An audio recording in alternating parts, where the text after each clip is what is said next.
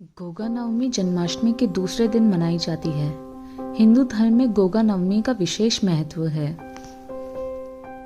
भाद्रपद मास के कृष्ण पक्ष की नवमी तिथि को गोगा नवमी का त्योहार मनाया जाता है, जिसे गोगा नवमी के नाम से जाना जाता है।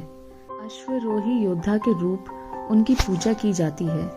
गोगा जी के स्थान पर सर्प की आकृति खुदी हुई होती है। इनका स्थान खेजड़ी के पेड़ के नीचे होता है।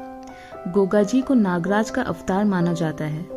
गोगा जी के बारे में कई सारी कहावतें प्रचलित हैं। गांव गांव खेजड़ी गांव, गांव गोगो। गोगा नवमी पूजन की विधि। गोगा नवमी के दिन कुम्हार अश्व पर सवार गोगा जी की मूर्ति बनाकर घर घर ले जाते हैं, जहां उनकी पूजा रोली मोली अक्षत नारियल से होती है। रक्षाबंधन पर बांधी गई राखियां खोलकर गोगा जी के चरणों में अर्पित की जाती है। खीर, लापसी, पूड़ी पुए, चूरमे का भोग लगाया जाता है।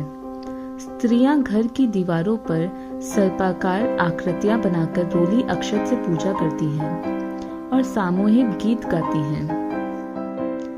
ऐसी मान्यता है कि यदि किसी के घर पर सर्प निकल जाए तो गोगा जी को कच्चे दूध का छींटा लगा देते हैं, जिससे सर्प बिना हानि पहुंचाए चला जाता है।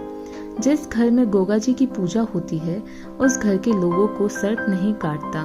गोगा जी पूरे परिवार की रक्षा करते हैं। राजस्थान में गोगा जी का प्रमुख स्थान गोगोमेड़ी हनुमानगढ़ जिले के नोहर उपखंड में स्थित है तथा दूसरा स्थान ददेवरा चूरू जिले में है। इन दोनों स्थानों में गोगा नवमी को विशाल मेले का आयोजन किया जाता है।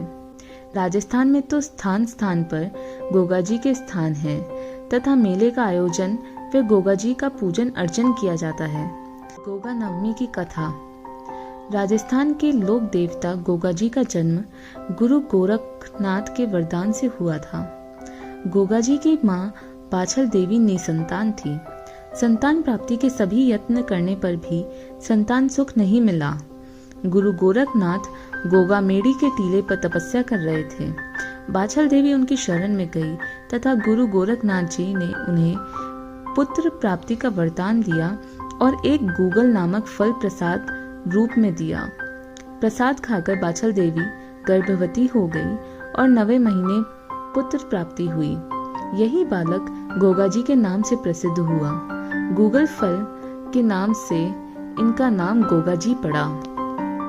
लोगों का मानना है कि गोगा नवमी का व्रत करने से स्त्रियां सौभाग्यवती होती हैं, पति की विपत्तियों से रक्षा होती है और सारी मनोकामनाएं पूरी होती हैं।